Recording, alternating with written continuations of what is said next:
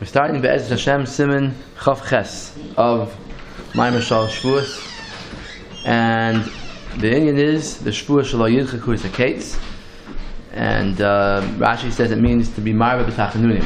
So now the Rebbe is going to bring down from the Yirmiyahu Moshe what he says about this Shvuah. Ukedusha Zikni Zichron Elechai Olam Haba Befirish Tefillah Moshe. The Yirmiyahu Moshe in the beginning of Chav Ches, in his Pirshan Tehillim, which is called Tefillah Moshe, Al Tehillim, Al Pasuk Shav Lachem Mashkimei Kum. The Pasuk says that it's vain for you people who get up early, Me'achrei Shevuos, who sit late, Oichle Lechem Vatzavim, and they eat the bread of sadness. So, this Moshe says, Amar al Shvuah Zu. He mentions in the course of discussing this pasuk, he mentions the shvuah not to force the end. The diak she'eno move on Pirush Rashi Zal. He asks that Rashi's pshat is very difficult to understand. Why? Because shaloi bira gavul shel bakashas rachamim. Rashi says that the shvuah means not to pray too much for the geula. So the question is, what's the limit? Where do you draw the line? Therefore, he says a different pshat from Rashi. That the pshat in Shelo Yidchaku means to force the hour, meaning to force by doing action to try to cause the geula to come. Shabtai Tzvi movement, right? Shabtai Tzvi and his followers. They made their own methods, not forceful methods, but their own ritualistic methods to bring Mashiach. Right, either ritualistic methods, or in the case of Shabtai Tzvi, there was a little bit of action. But forceful methods with weapons? He didn't actually do it, but there were rumors that he was going to do it. Uh-huh. There were people that said that that he's going to go, and eventually, after a certain point is reached in the movement, he's going to go take over the Sultan's kingdom. Okay, he didn't say it himself necessarily, but people did say it at the time. He would fight to get the Sultan, take Palestine from the Sultan? Yeah, well, people said that. I don't know if he himself said it again, but maybe Nassan, the Navi, said it, the false Navi that supported him. I don't know exactly who said it, but people in his movement said it. I see. It's like right? Yeah, he says he machshmoy on him. Because he led Yidden into Apikorsis and Kfir and Shmad.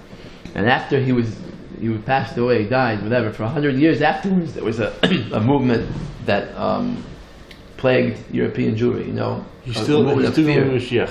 The Frankist? Right. The Frankist movement, but even before the Frankist movement, there were people who were secret Shabtai Tzvi followers. Dunmer? The Dunmer are the people that were the people who had converted to Islam. That's the Dunmer. But in Europe, there were people who acted like regular Jews, and secretly they would have meetings, and they would be over theirs on purpose, just to show that it's Moishe Mashiach, stuff like that. And there were Kabbalah Sfarim written that are treif, they're full of fear, and they're dressed up like Kabbalah Sfarim. Mm-hmm. So that's what the Frankists were. The Frankists were kind of like a little different. I don't know. I think they also outward Jewish, but inside they. Right, but eventually they converted to Christianity.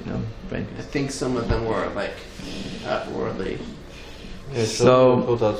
Okay. Anyway, so shelo yochzu atzmam behevel koydem biyasa. They shouldn't grab on to empty and purposeless things before the coming of Mashiach, and try to do things that are going to bring the geula.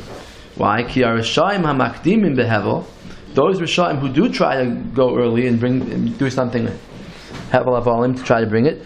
Heim garmu arichas the galus. They, on the contrary, they cause the galus to be longer. Because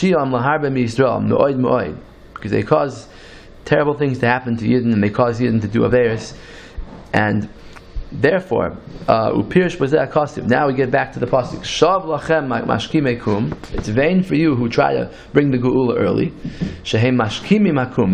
They make early the arising of the Jewish people. Haroy mezal geula. This word kum is a hint to the geula. Why? Because it says kum besulas Yisrael. The pasuk in Amos that it says nafla lo yisoisiv kum besulas Yisrael. Right, getting up, arising from galus is called kum. B'sheker of a hevel, but through their lies and their hevel, their emptiness, they tried to bring the Bias HaMashiach Kodem Zmanoi, before its time. V'alidei zeh me'achrim Shevuos. That's the hemshech of the pasuk. Me'achrei Shevuos. They prolong the resting. What do you mean? Ki ma'arichim ha'galus. They lengthen the galus and they make it that the real rest, the real menucha, the real gula will come later. They eat the bread of sadness. Ki b'tisha b'av hakol misanim umisablim v'atzevim ala churban. On Tisha B'av, the same day that everyone is sad and everyone's fasting over the churban, hey moichlim usmeichim. This movement, the Shabbat Phoenix, they used to eat on Tisha B'av. Well, there are actually some extreme Zionists who actually rejoice on Tisha B'av. Some. Really? Yeah, there are some, a big amount. There are some who say that they're pointing no more in Tisha B'av, and we already have the redemption. Really? People who are firm in other respects, but they modern type. Like but saying they keep halacha besides it? Yeah, keep halacha. They keep halacha, but when it comes to Tisha B'av, they eat. Wow, I didn't know. There are even some Lubavitchers who do that. There are some extreme Mishichis who do that. Okay. I mean, you can't trust Mishichis anyhow, but you can tell there are some who actually rejoice on Tisha B'av. I think Yitzchak Ben Tzvi came from a Sabbatina family. That's why he chose the name Ben Tzvi, because usually, like Ben Gurion is green. Ben Tzvi's name was like Shmulevich or something. So why did he pick that? He said because of Shabbatai Tzvi, and I think some Zionist writers even praised Shabbatai Tzvi as being a proto-Zionist. That's what I read. He came from. Okay. The Siyam al Zeh, and the Yismach Moshe finishes off. Shezeh Remez Amiti, Sheramas David HaMelech Olav Hashem Ruach Kodshay. This remez that we just said in the pasuk in Tehillim is a true remez that for sure David HaMelech had this in mind with his Ruach HaKodesh when he wrote this pasuk. Yuyin Sham. Hinei bazeh Ruach HaKodesh Hofia bebeis midrashay. That the Yismach Moshe here had a Ruach HaKodesh because even though he's talking about something that happened in his time, the Shabbat Phoenix, but his words apply equally to the Zionist movement. Why? She'oichlim lechem v'atzavim, she'oichlim b'Tisha B'av. Those people who eat on Tisha B'av, ve'enam mis'ablim al churban. They think that the gula has come. They think it's the aschalta the gula, and they're not mourning over the churban anymore. Umashkimim lahavi gulas the gula l'Yisrael. They bring the gula too early. Kodem hazman hema ha'achrim shevis. They are the ones who prolong the galus. Shemarichim ha'galus b'avon nesein ha'rabim. Kasher yispar mizeh oid lahalan. They bring more proofs to this later. U'pirushai shepirish b'masha amar shlo yitchikus ha'kates. The Yismach Moshe's pshat in the Shevuos shlo yitchikus ha'kates. Hu pirushai shel Rambam. It's the same as the Rambam's pshat that we said. The Rambam in the Igeres Teman, at the end of Igeres Teman, says that the Jews shouldn't arise from their exile and try to force it before the end. Umashmo is divrei midrashim. That's also the midrashim that we brought. That the midrashim say that Ben Koziva's movement was an example of this, and Bnei Ephraim was an example. Any kind of movement that does an action. But this doesn't explain Rashi, because Rashi's talking about just plain tefillah, right? Not action. So there's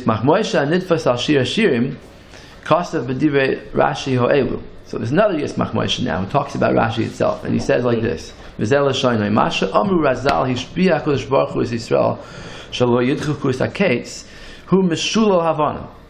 I don't understand what this other shvuah is here, not to force the end. What does it mean? It can't mean immigration to Eretz Yisrael, because that's included in the other shvuah, not to go up to Eretz Yisrael as a wall. And if you're going to say like Rashi, that it means not to daven too much, then the kasha is even bigger. What's the limit? What's the right amount of tefillah and what's too much?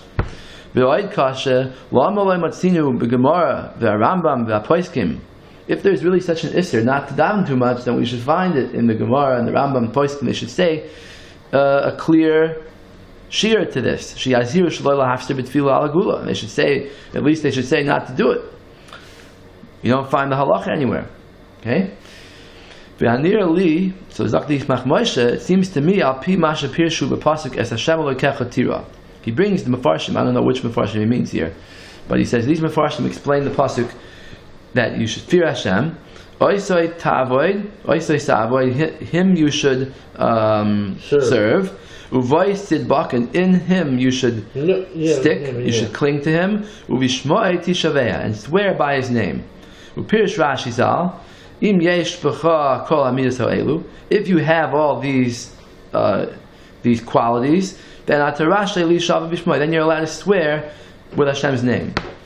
Right? In other words, even swearing truthfully is not stam azach, anybody should just do. It's something that you have to be on the madrega to do. So if you're on the madrega of Yiras Hashem and Avos Hashem, boy sidbak, then, alright, then you could also swear by his name truthfully. Okay, now, upirshu,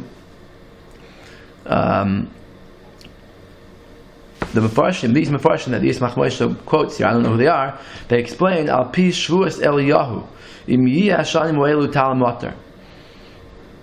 That Eliyahu Navi said, I swear, he said, Chai Hashem, that there won't be any rain until I say so. And then for 2.5 years, I think there was no rain. Right, there was a famine in Eretz Yisrael. Right, because of Achav, and then eventually he went to Har Carmel, and they made the Mizbech, and everyone said Hashem Hu Elokim. So that was a shvuah. So Eliyahu didn't know for a fact that it wasn't going to rain. He made a shvuah, and Hashem listened to him. He said that it's not going to rain. So it's like causing something to happen with a shvuah. That kind of shvuah is the shvuah that you can't make unless you're on the madrega of Eliyahu Navi. Oy shvuas chayni amagal. Right? The chayni amagal made a circle, and he said, I'm swearing not to come out of this circle until you make rain. Shezeh ein rashay lasois. Not everybody could do such a thing. Rak mish yesh boy kol amidas ho'elu. Only someone who has all these qualities could do it. Oz yesh lo reshus. Then he has permission to make such a shvuah. The vade make him dvar vadav. That such a person, Hashem will fulfill his words. Va'atzas malach of yashlim. A person like a malach, Hashem will listen to him and do what he says.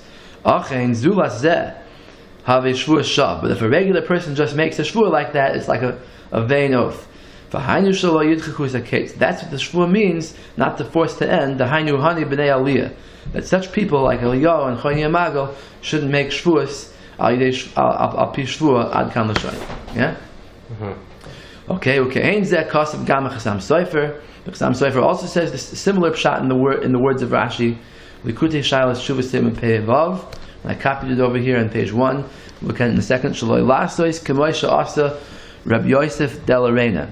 This is that legend that we talked about before, that there was this person, a Makubal, in around the year 1470 in Tzfas, who tried to bring Mashiach al yidei hashpois, but he did these kind of shvuos, and he forced malachim to appear, and he told them what should I do, and then they told him what to do next, and he went from step to step until the end of the story. According to the legend, Satan was in chains, and then he took the Satan and he let him smell some besamim. According to one version of the story, he actually brought the Ketores and was maktir to the Satan, and Hashem punished him, and Hashem threw him out, and the whole thing ended. Right, but I doubt the story. It doesn't sound real. It doesn't sound too real, right? It sounds like it was embellished. Whatever the story really happened. Maybe he claimed going to bring Mashiach, and people start making up false stories. Look what our game will do, is going to bring us Mashiach finally. Yeah. Okay. But just to daven is mutter to daven whatever tefillah you want. Now look at the Chasam Sofer here. I just copied it off just to see it. He says that he's going against the reform here, the early reformers who said not to daven too much for the Geula, and some of them brought down the shvuah shelo yidchu chesaketz. These reformers, right? So he says here, Umasha Kosev Rashi Shili Ksubas. This the Rashi says in the end of Ksubas, Befer Shelo Yidchu Chesaketz Shelo Laharbos Betfila Shelo Laharbos. So the Rashi says not to daven too much. So if the Chasam Sofer, no, Shelo Laharbos Daika. You have to be Medaik Rashi's words, and it means only to daven too much. Kegoin Yosef Del Arena V'chadoyme. Aval Hispala B'chol Yoim Choyva Alein. Daven every day for the Gula. That's a Choyva on us. V'Hamru Chazal. So he goes on and on that it's a chiyuv to daven. Right, it's only what Chazal gave us. We don't make our own tefillah for Gula. You mean daven from Mashiach, but not like B'chia Bana or something? Oh, so that's going to be the Rebbe's shot in the next Siman. I heard me don't make up your own tefillah, just daven for Mashiach. Yeah, but that can't be either, because we see throughout history, Yidden have made up more and more tefillos about Mashiach. You see the Slichas, the Piyutim, they're all made up later, right? They're not from Chazal. I see. Okay, so it's interesting that the Rebbe copies it over. He puts a reish in front of Rabbi Yosef Del Reina. I don't know. The Chassam Sofer doesn't have that reish. It just says Yosef Del Reina. Yeah, because he wasn't a rabbi. He wasn't a rabbi. He wasn't a tzaddik.